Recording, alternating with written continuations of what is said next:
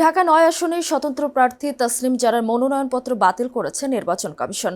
শনিবার যাচাই বাছাই শেষে ঢাকা জেলা রিটার্নিং কর্মকর্তা এই ঘোষণা দেন।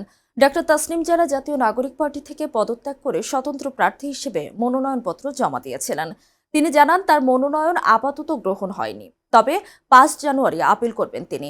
আপিলের প্রক্রিয়া ইতোমধ্যেই শুরু করা হয়েছে। মনোনয়ন বাতিলের কারণ ব্যাখ্যা করে তিনি বলেন, স্বতন্ত্র প্রার্থীর জন্য 1% ভোটারের স্বাক্ষর দিতে হয়।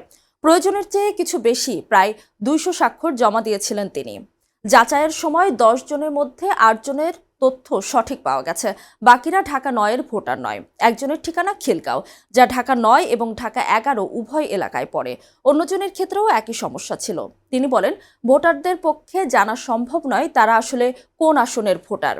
এর আগে তাসনিম জারা এনসিপির জ্যেষ্ঠ যুগ্ম সাধারণ সম্পাদক পদ থেকে পদত্যাগ করে স্বতন্ত্র প্রার্থী হওয়ার ঘোষণা দেন।